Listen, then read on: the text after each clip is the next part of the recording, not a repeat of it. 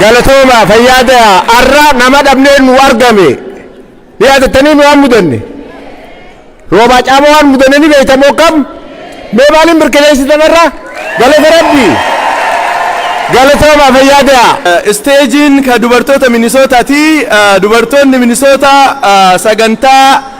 gaggabaabduu waan lamaan xiqqaa qabanii wanti isaan qaban tokko sirna aadaatiin nyaata dhadhamsiisuudha itti aansee warra mana hidhaa keessatti nuuf jedhanii dararamaa turan kanaafi kennaa qabna jedhaniiranii dubartoota Minisoota afoo dhaabbanneeti waa takka irraa akka hin jenne akka waan isaan godhaa turan argitanii kaleessa irraa kaasee dubartoota Minisoota akkamis simattume haqa dubbachuudhaaf qophiin kun isaan malee walakkaayyuu hin bareedu asnaasimadha olka asimadhaamee dubartoota Minisoota kana dhugaa rabbi olka asimadhaani waan isaan godhantu kana caala waan isaan godhantu kana caala warri dubartii akkanatti lilfattanii warri dhiira harki keessan meeti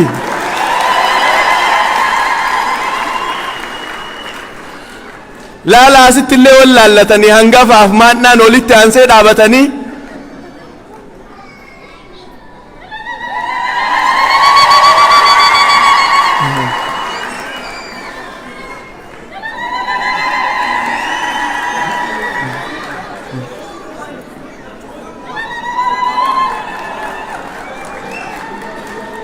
meeti sagaleen keessan hin jiru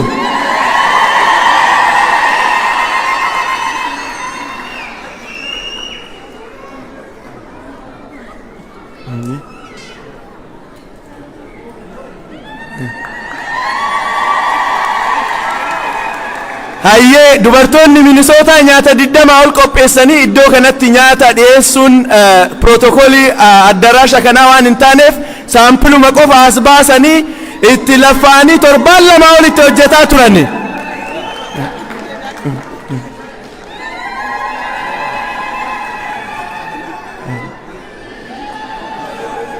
hayyee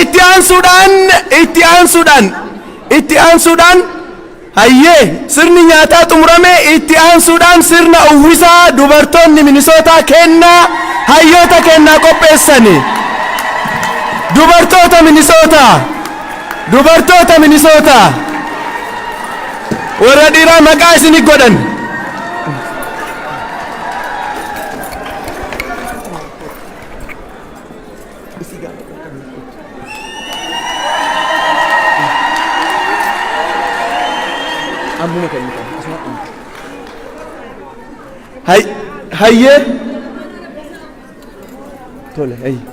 hayyee kana qofaa miti wanti dubartoota Minisootaatiin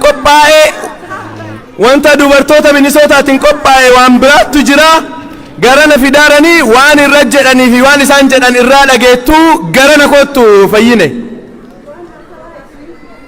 maayika qabee fi waan achirra barraa'ee jiruu fi waan isaan kennuuf deeman kana asitti ilaaltu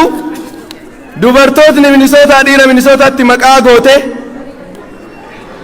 Aye galatoomaa isinin jedhaa kunini dubartoota Minisoota mara bakka bu'eeti Oromo Women of Minnesota present this award to Jawar Muhammad in recognition in the appreciation of outstanding service for Oromo people. Thank you jedhaa wanni kuni dubartoota Minisoota irraa baga gammadanii isinin jedha.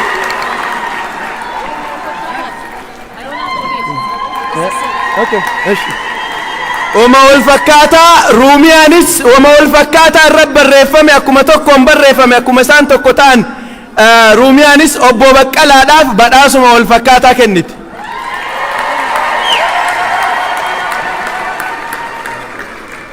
هاي دوبرتي مينيسوتا تناكنا في ديبسو ورا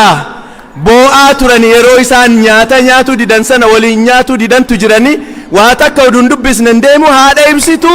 يودان داني دبتان همبيكو هادا يبسيتو نمني بيتان هم بيتاني إسان أسيتي أفيري دقيقة تكاف وان إسان جدان رادا جينا كان هوندا إساني كنني ورد إراغا سندا سي إسان وانتي ديبياني فنجرو dura dursee rabbii keenya galanni haa ga'u rabbii kanaan nu ga'e galanni haa ga'u ummata oromoo rabbii waan gaarii nuu kenne rabbi nurra haa tursiisu jooharii fi baqqalaallee mara isaaniitu hogganoota keenya maraa bakka jiranitti rabbi nuu haa tiisu mee jahamtuu irraa nuu haa qabu rabbi nuu haa tiisu oromoo walii nuu haa galchu كيدا نوها باس كركة ركو نوها باس بيتين ربي نوها مسومس أنا أما وان قد جتشون دنده الرجل ما تكفنا غلطوما الفاد غلطوما dubartoonni keenya guddaa dalaganii xiqqaa haasaan kabaja guddaa isaan qaban kanaan kabajaadhaan iddoo isaaniitti na deebisa.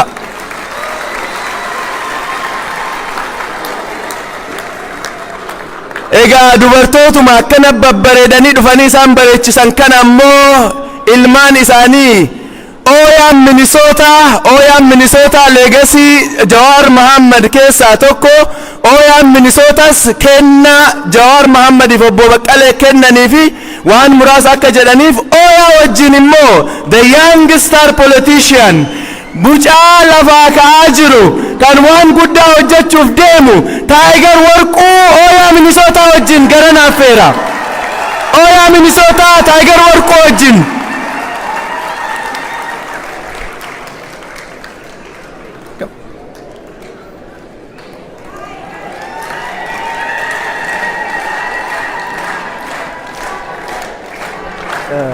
after gift after gift egaa abaaboo Ooyaan Minnesota waan kana yoo qopheeffatan Ooyaan bakka Jawaar irraa waan hedduu irraa ka'e Ooyaa internationally Ooyaa Minnesota keessatti waan hedduu qabaachaa turre Legacy ati nu kennite qabannee deemaarra jedhanii kennaa itti kennan akka kennaniifi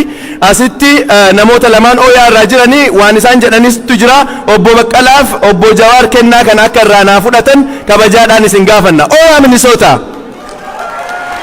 Ooyaa Minnesota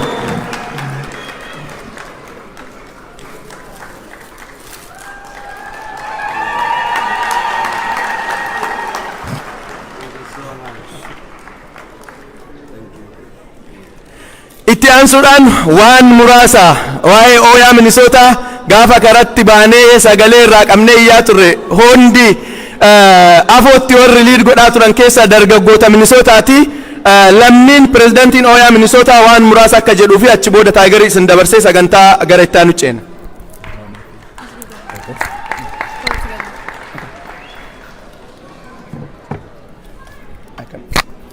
I can pass through you also. You can read. Yeah.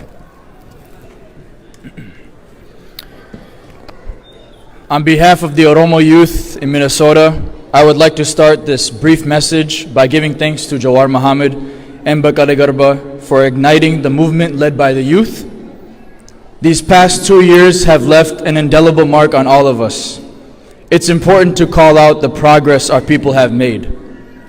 With building up our communities in places around the world, like in Canada, Australia, Norway, Germany, the United States, just to name a few. The youth in these communities stood up for what they believed in.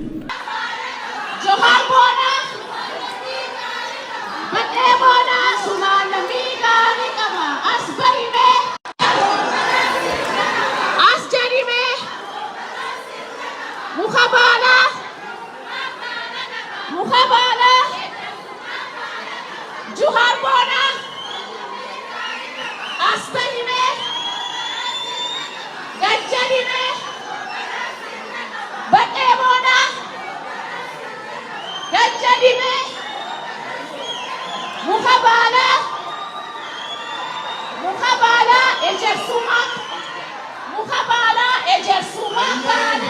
Tuhan Bona, bagaimana Sumakan kita Aspahime, Gajahime, Sumakan kita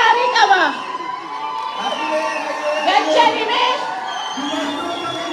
Aspahime, Gajahime,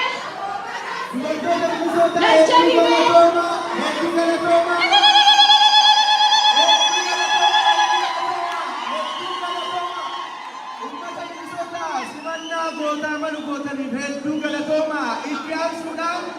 Bakkuma keessummoonni kabajaa keenya jiranitti pirezidaantiin waldaa Minnesota koominitii Minnesota Deleegaa Pawaalii obbo Jawaar Mohaammed